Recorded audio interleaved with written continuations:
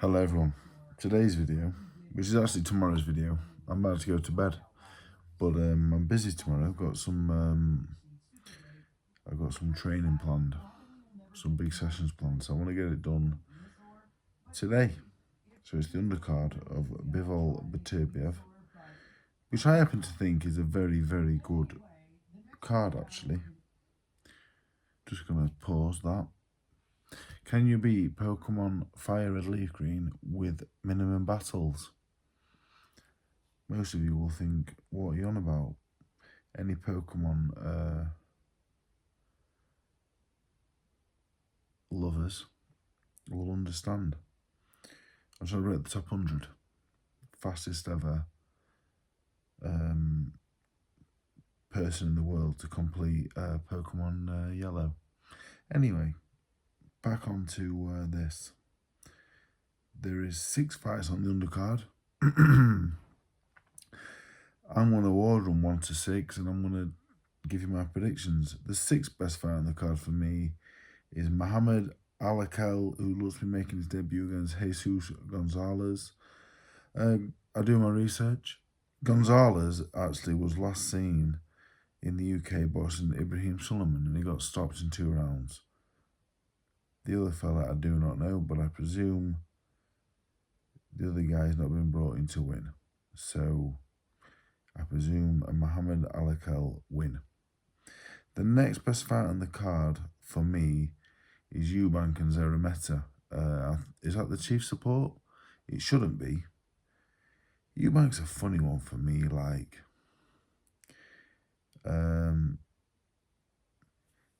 he's like people treat him like a household name, but really, I don't know. I don't think he's ever really beat anyone world class. He's come up short with Groves, Saunders. You know, he lost to Smith the first time. I don't know. I don't buy the Eubank hype as a fighter. I think he's very, very good, but I don't think he's world class at all. I never really have. Better than me, but I don't buy him as a world class fighter, to be honest. I'm not saying I dislike him. I'm not a fan. I think he's an entertaining fighter. You know, I'm a big fan of his dad, and you know, I'm not a fan of Eubank Jr. I don't know. The Zerameta match is really poor, really, really poor. Zerameta has boxed Golovkin and Munguia. You know, fair play. Got stopped in both, but his last fight was a draw. Abel Mina 17-3.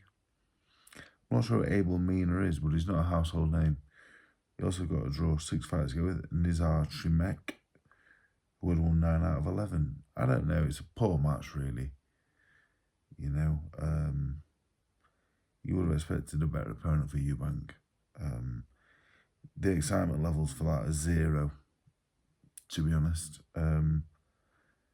I've just got no interest in Eubank unless he's going to fight one of the best middleweights in the world. Because if not, I don't want to watch him box Camille Zerameta. 0 interest. But I presume he'll win. Will he stop Zerameta? That's the question, I guess. Maybe, maybe not. I don't know. Now, number 4, probably Nicholson Chapman. I think Nicholson Chapman's it's a good fight. I think Nicholson wins. I think Nicholson, I think at featherweight, I don't see who beats her. She's not my favourite fighter to watch. Stylistically, she's not the most exciting, but she's bloody good. Really good. Really long and, you know, moves really well. She's really, really good, to be honest. She's really good. I think she's one of the best female fighters in the world. I think she's really, really good. Chapman's really good. Raven Chapman's very, very good fighter. I just think Nicholson's maybe a class of her own. I think she's really good. She's just someone who just hates to box. Do you know what I mean? Just awful. You know, she's that big and good. I think Nicholson wins on points. Then probably the 3rd best undercard fight I would say is Whitaker and Cameron. Interesting. Whitaker for me, I think the jury's still out on what we've seen so far in terms of will he go on to be a world champion. I'm not overly sure. I'm not sure he hits hard enough or he's physically strong enough. I think he's got all the skill in the world. I do enjoy watching him. I'm not a big fan of the show about him, but he's unbelievably talented. His reflexes and speed, brilliant. I think with Cameron, I think he'll show out less. Cameron is a good operator, ABA champion, solid fighter, you know, and he hits hard enough and he's strong enough to keep Whitaker on his toes. I think Whitaker will win on points, to be honest. I think he's a little bit too sharp. I don't think he'll stop Cameron because Cameron's a good fighter. But Whitaker, he is a world level operator. I just don't think he quite has the power or the strength. You know, look at the top of the card, Bivol, Beterbiev. Do I think it's hard enough to beat any of them two? No, probably not. But I think I'll beat Cameron on points. I think it's a good test for him because Cameron is a solid operator. You know, he's good. So it's a good fight for him, really. I just don't think he's going to cut it at the very top level. But an unbelievable talent and one I really enjoy watching. Then we've got Opaia, Massi. You have to go Opaia, to be honest. I sparred Jack Massi, a nice fella. I'd like to see him win, but you can't go against Opaia, really. I don't think you can. Opaia, you know, against English opposition, he boxed Zorro and Jordan Thompson, made quick work of him. I do think Massi is a lot better than them two, a lot more experienced, much better, probably more experience. You know, he's a better boxer because he has more experience. You know, he went 10 with Parker. Will he go the distance with Opaia? I'm not sure. I think Bradis, even though he's retired now, I still think he was the second best cruiserweight in the world. I'll probably go Opaia stoppage. I think he's just a different level athlete altogether. Fast, powerful. You know, Massi's good and tough. Maybe a late stoppage there. Maybe points, maybe late stoppage. And then we have Wardley, Clarke. The first fight was one of the best fights I've seen for a long time. Also boxed Fraser. Did a few rounds for Wardley many years ago, but nothing serious. That's why I never covered that because it wasn't serious enough to warrant a video. This fight's really interesting. There's a lot of guesswork involved, I think, for this. Wardley's nose is an issue. The cut over the bridge of his nose is an issue, I think. If this fight wasn't happening in Riyadh and there's money involved, would Wardley have gone into a fight so soon with his nose? It's been 6 months, but I'm not sure. Fraser, Clarke is getting no younger, 33 now. And that last fight would have took something out of them both. The last fight would definitely took something out of them both. Them kind of fights, they don't make you tougher.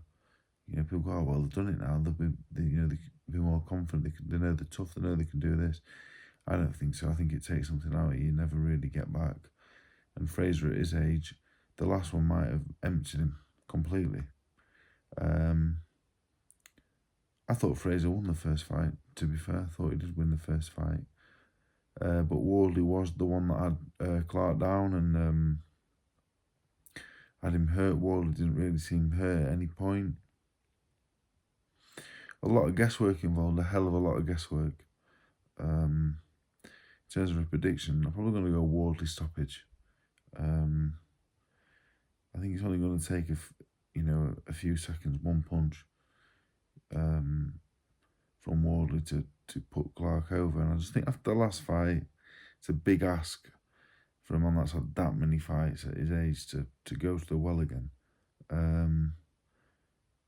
It's a difficult one to call. I wouldn't be surprised if Fraser, boxes more, doesn't get involved at all and wins on points. But I'm going to go a Wardley stoppage.